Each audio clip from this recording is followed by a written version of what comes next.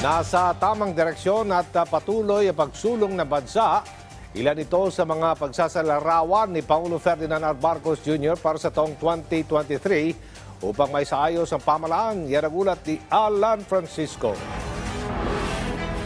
Isinalarawan ni Pangulong Ferdinand R. Marcos Jr. ang 2023 bilang taon ng structural changes o mga pagbabago na ipinatutupad para maiayos ang istruktura ng pamahalaan. Mahalaga ito ayon kay Pangulong Marcos para sa pagbangon ng bansa mula sa mga hamong na iwan ng COVID-19 pandemic. Sabi ng Pangulo, ang structural changes na ito ay mga solusyon sa mga problemang naiwan ng pandemya. Kailangan aniya ng mga structural changes na ito para muling maiayos ang mga polisiyang dapat ipatupad sa bansa.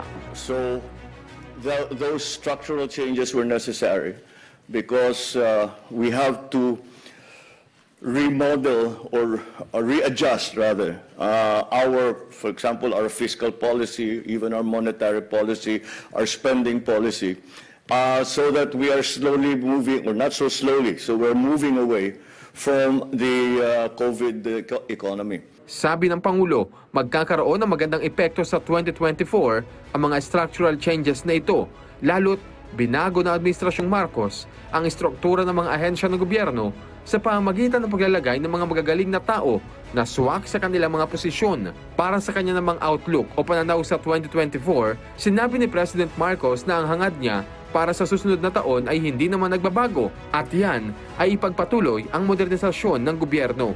Medyo obsolete na yung ibang structures natin sa gobyerno, that we continue to modernize, we continue to be responsive to the new economy, that we position ourselves properly. Umuusad aniya ang bansa tungo sa tamang direksyon na kahit na dahan-dahan, basta tuloy lang sa pagsulong. We're moving in the right direction, but if you ask me, I always feel it's too slow.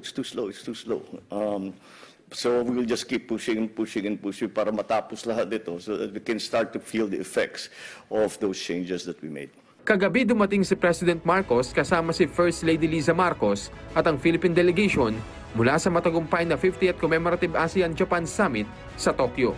Alan Francisco, para sa Bayan.